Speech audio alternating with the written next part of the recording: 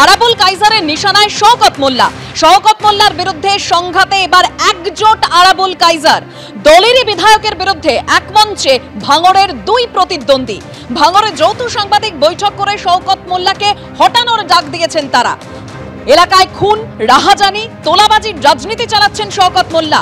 ভাঙড়কে অশান্ত করে রেখেছে শওকতই, এক সুরে দাবি দুই প্রতিদ্বন্দ্বীর। অফিসে হামলার নতুন ভিডিও সামনে এনে শওকত মোল্লাকে এভাবেই নিশানা করেছেন কাইজার। ভাঙড়ে তৃণমূলের পর্যবেক্ষকের বিরুদ্ধেই এক সুরে আক্রমণে আরাবুল কাইজার।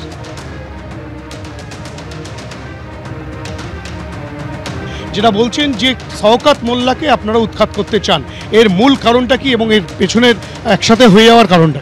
ভাঙড়ে প্রতিদিন প্রতিনিয়ত যেন একটা মানে মানে সর্বত্র যেন হয়তো কোথাও কারুর বাড়ি বোম পড়ছে, কেউ মার খাচ্ছে, কেউ মিথ্যে কেসে জেল খাটছে, কারুর জমি দখল হচ্ছে, সর্বত্র অশান্তি। লাস্টে না পেরে ক্ষমতার এমন একটা স্তরেও পৌঁছে গেছে যে পুলিশ প্রশাসন ওনার কথায় উঠছেন আর বসছেন, যা বলছেন তাই করছেন।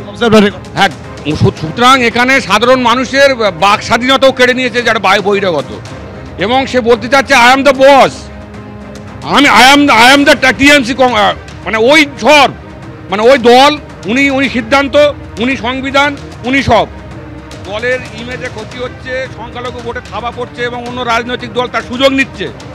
আমরা দলকে বোঝাতে চাই, দলকে ভালোবাসি বলে এখনো দলের পক্ষে বলছি। সুতরাং ভাই, এখানে শান্তি চাই। আমরা ভাঙড়ের স্থায়ী বাসিন্দা, ভাঙড়ের ভূমিপুত্র। বহিরাগত চাইছে না, আমার দরকার নেই দলের দায়িত্ব। আমার দরকার নেই দলের দায়িত্ব। আমারও তো ভাঙড়ের কালচারটা হলো এইটা যে ভোট আসলেই কিছু মানুষ বাজার গরম করার জন্য নেমে পড়ে। 2023-এ যার কোনো ভূমিকা ছিল না, 2024-এও তার কোনো ভূমিকা ছিল না, বরং বরাবরই দলের কোনো লাভ হোক সেটা তারা কখনো চায়নি। পুলিশ তদন্ত করলে সব বেরিয়ে আসবে তো, কারা ভাঙচুর করছে, কারা, ওটা কি পার্টি অফিস ছিল না প্রমোটিং অফিস ছিল না ওখানে কি ছিল না ছিল, পুলিশ ফুললি তদন্ত করছে। সেখানে সিসি ক্যামেরাও আছে, পুলিশ তদন্ত করছে, নিশ্চিতভাবে বিষয়টা ক্লিয়ার হয়ে যাবে। একেবারেই দেবশ্রীদা, তোমাকে বলে রাখি, এই যে দ্বন্দ্ব, তৃণমূলের গোষ্ঠী কোন্দল একেবারে প্রকাশ্যে এবং চরম পর্যায়ে পৌঁছেছে ভাঙড়ে। সেক্ষেত্রে কিন্তু এর সূত্রপাত গত 25 তারিখ কাইজার আহমেদের ঘটকপুকুরে যে অফিস রয়েছে, যে অফিসে ভাঙচুরের ঘটনা ঘটে এবং যে ঘটনায় বাহারুল ইসলাম, তার ভাই সাবিরুল ইসলাম সহ একাধিক তৃণমূল কংগ্রেস কর্মীর নাম উঠে আসছে, যেটা অভিযোগ করেছেন কাইজার আহমেদ ভাঙড় থানায়। সেখানে কিন্তু এরা প্রত্যেকেই শওকত মোল্লার অনুগামী। সেই শওকত মোল্লা ভাঙড়ের পর্যবেক্ষক এবং ক্যানিং পূর্বের বিধায়ক, তারই অনুগামী। এবং সেক্ষেত্রে প্রথমত তার অফিসে ভাঙচুর চালানো এবং তার পরবর্তী ক্ষেত্রে কাইজার আহমেদের বাড়ির সামনে বোমাবাজির ঘটনা এবং গালিগালাজের ঘটনা ঘটে, সেটাও তিনি ভাঙড় থানায় লিখিত আকারে অভিযোগ জানান। এই দুটি ঘটনাকে কেন্দ্র করেই মূলত উত্তপ্ত হতে শুরু করে ভাঙড়, এবং সেখানে কিন্তু শাসক দলের গোষ্ঠীকন্দল একেবারে প্রকাশ্যে আসে।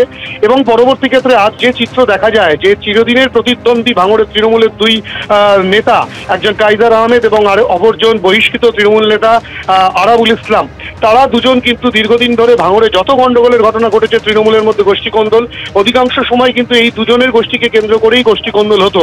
সেক্ষেত্রে সেই দুজন আজ দুজনে হাত মিলিয়ে রীতিমতো সাংবাদিক সম্মেলন করলেন এবং তারা দুজনেই একটি কথাই বলতে চাইলেন।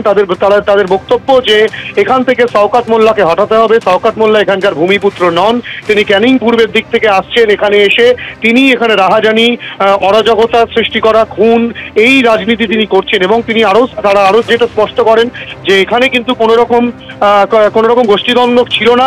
গোষ্ঠীদ্বন্দ্ব এখানে শওকত মোল্লা করেছেন, যদিও শওকত মোল্লা বলেছেন তারা দলের কেউ নয়, এই বিষয়ে তিনি কোনো মন্তব্য করবেন না, যার জানানোর দলের শীর্ষ নেতৃত্বকে জানাবেন। কিন্তু এই ঘটনাকে কেন্দ্র করে আবারও ভাঙড় উত্তপ্ত হয়েছে তৃণমূলের গোষ্ঠী কোন্দলে।